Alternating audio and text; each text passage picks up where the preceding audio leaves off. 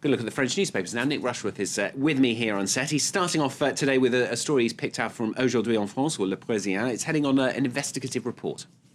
The headline, Enquête here, l'Europe complice de la contrefaçon. So that is damning for Brussels. Europe is complicit in contraband and counterfeit goods. That's according to Aujourd'hui en France, Le Parisien being the city paper here in Paris. Now, this is all to do with a ruling in the European Court of Justice, which stated that customs officers at EU borders cannot seize goods that are transiting through Europe. Now, the paper is arguing that this has made life a nightmare for customs officers. It talks to one in Le Havre, in the north of the country, along the English Channel, and he's saying 2.7 million items were seized last year at that port. And just so far this year in 2012, 32,000. So obviously a big issue for the French, because counterfeit goods obviously centre on items such as luxury goods. You know, we know that France is associated with luxury. One MP in that report inside Le Parisien today is saying that France has become a global hub for the traffic of contraband. So there we can see the two-page spread there. And the headline, it's Europe is putting the blocks on efforts to counteract it. Mm-hmm. And you've the drive here is being spearheaded by Arnaud Montebourg, isn't it? And you've pulled out a cartoon about him. Well, in this question of contraband goods, there's the whole, it's sort of been taken in the context with the current drive for the Made in France label. Now, the Made in France campaign is being spearheaded by the Industrial Recovery Minister, Arnaud Montebourg, and there you can see him in the cartoon in Le Parisien, sort of taking off his Superman outfit. But the joke there is, no, he's not Superman. He's wearing that Breton shirt, which we've covered a lot here on France 24, which has got a lot of the press here in France.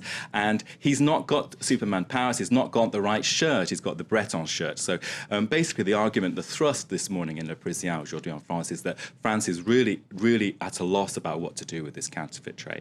OK, completely different story in Libération, the left-wing paper. They're talking about genetically modified corn and calling for a real debate over this.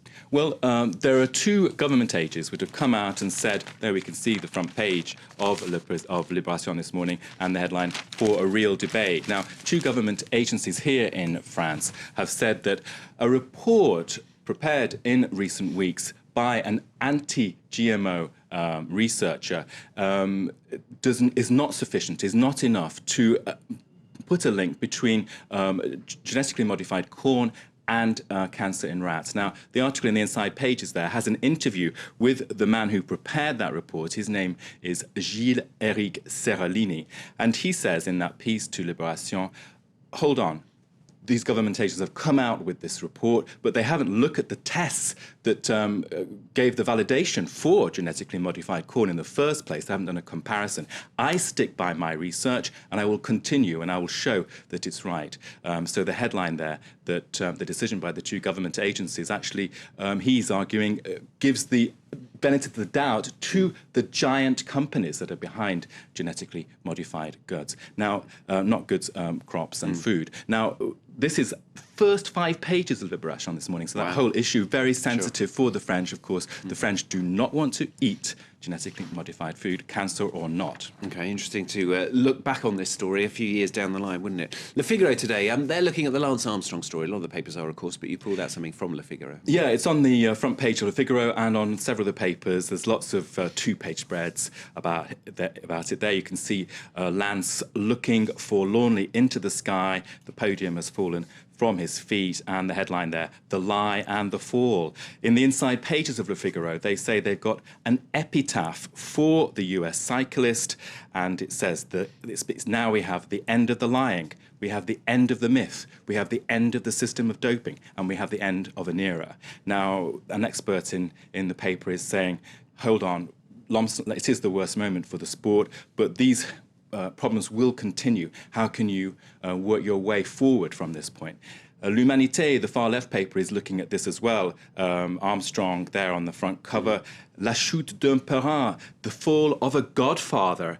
So L'Humanité is saying, yes, what we've got now is, some people, of course, France loves its cycling. So some people are saying, well, we can change everything. And other people are saying, we can't do anything about this. And L'Humanité, in its editorial this morning, is saying, listen, we have to find a middle way. We have to sort of find a way of not falling into despair about the sort. So a lot of coverage about Lance this morning.